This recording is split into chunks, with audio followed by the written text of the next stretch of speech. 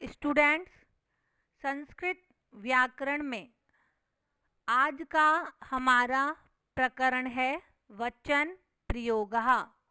इसमें हम आज वचन, उसके भेद और तीनों लिंगों की प्रथमा विभक्ति के रूप तीनों वचनों में किस प्रकार बनाए जाते हैं उनके नियम के विषय में पढ़ेंगे।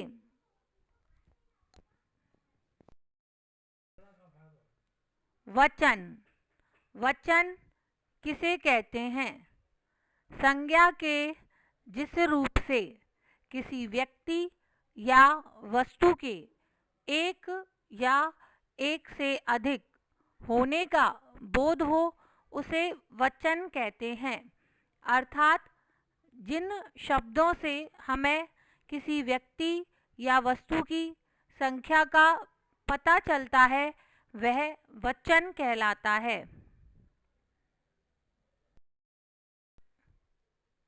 वचन के भेद। विद्यार्थियों, आपने वचन के भेद हिंदी में भी पढ़े हैं। हिंदी भाषा में वचन दो प्रकार के होते हैं, एक वचन और बहुवचन। लेकिन संस्कृत में वचन तीन प्रकार के होते हैं, जो इस प्रकार हैं: एक वचन, द्विवचन, बहुवचन, जिनका आगे हम विस्तार पूर्वक अध्ययन करेंगे।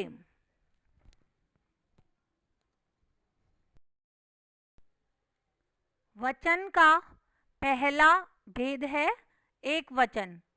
शब्द के जिस रूप से किसी व्यक्ति या वस्तु के एक होने का बोध हो उसे एक वचन कहते हैं। अर्थात जिन शब्दों से हमें किसी व्यक्ति या वस्तु की संख्या एक है ऐसा पता चलता है वह एक वचन कहलाता है। यथा जैसे बालकः एक बालक, काकः एक कौवा, छात्रः एक छात्र, लता एक बेल, फलम यानी एक फल आदि।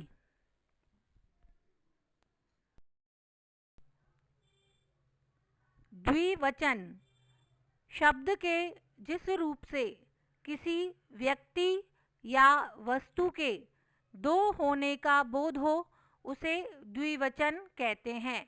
यानी जिन शब्दों से हमें किसी व्यक्ति या वस्तु की संख्या दो है ऐसा पता चलता है वह द्विवचन कहलाता है।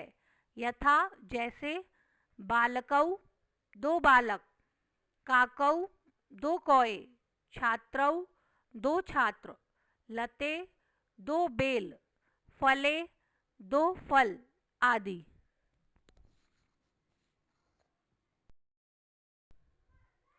वचन का अंतिम भेद है बहुवचन।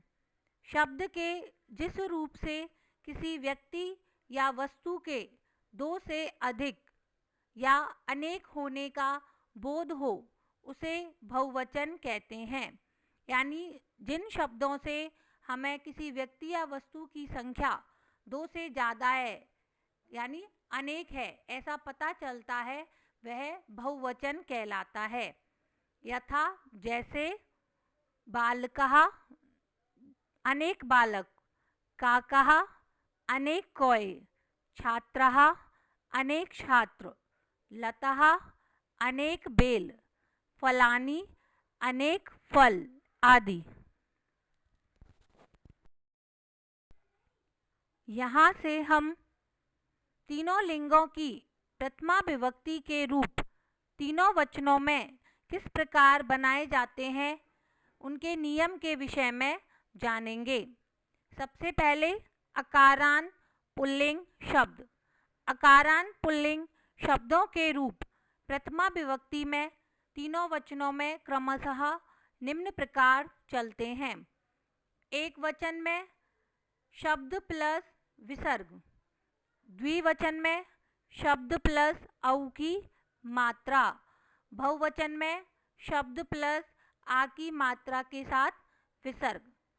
जैसे नीचे उदाहरण दिया है, राम। राम अकारांत पुल्लिंग शब्द है, इसके साथ विसर्ग लगाने पर एक वचन में रूप बना रामः। द्विवचन में राम प्लस औ की मात्रा तो रूप बना रामौ। बहुवचन में राम प्लस आ की मात्रा के साथ विसर्ग तो रूप बना रामः। इसी प्रकार अश्वः, अश्वौ, अश्वः। जितने भी अकारांत पुल्लिंग शब्द होते हैं उन सभी की प्रथमा विभक्ति में यही नियम लगाने पर तीनों वचनों में रूप बन जाते हैं।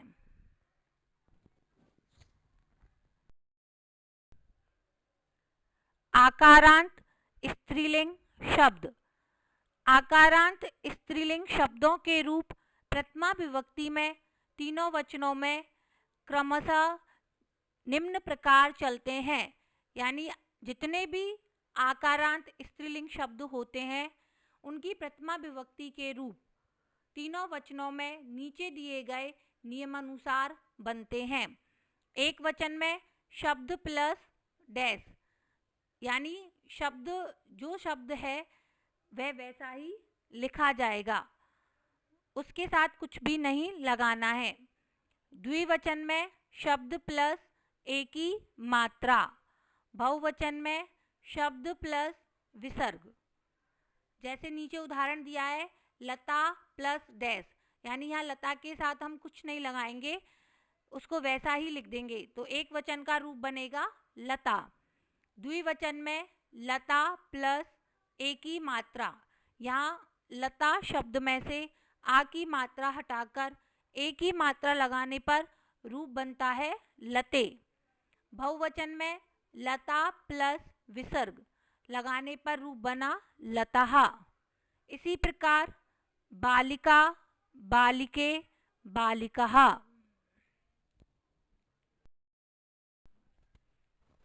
अकारांत नपुंसकलिंग शब्द।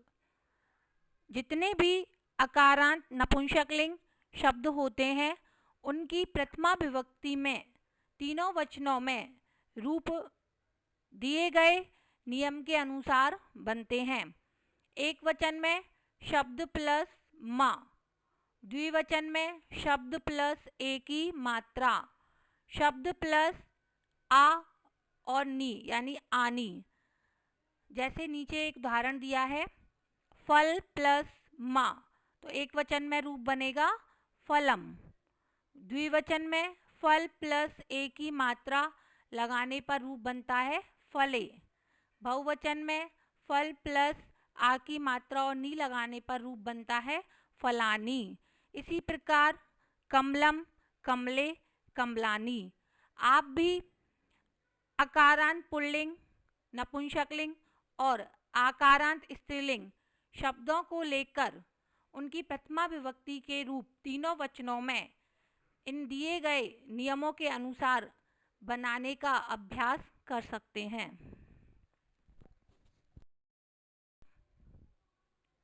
अभ्यास कार्यम। स्टूडेंट्स, आपने आज वचन के विषय में और तीनों लिंगों की प्रथमा विभक्ति के रूप तीनों वचनों में किस प्रकार बनाए जाते हैं इनके नियम के विषय में पढ़ा और समझा। यहाँ आपके अभ्यास के लिए प्रश्न दिए हैं जिन्हें आपको अच्छी प्रकार समझकर कॉपी में करना है। क्वेश्चन नंबर 1, अधोलिखित पदानि वचनानुसारम पृथक पृथक कृत्वा लिखत। अर्थात नीचे कुछ शब्द दिए हैं जो तीनों लिंगों में और तीनों वचनों में हैं। इनमें से आपको जो एक वचन शब्द हैं उनको एक वचन के कॉलम में, जो द्विवचन के हैं उनको द्विवचन में, और जो बहुवचन के शब्द हैं उनको बहुवचन के कॉलम में एक सारणी बनाकर लिखना है।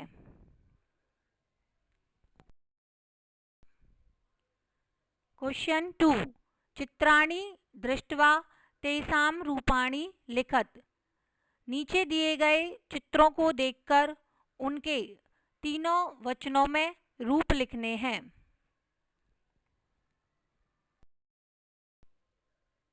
धन्यवाद।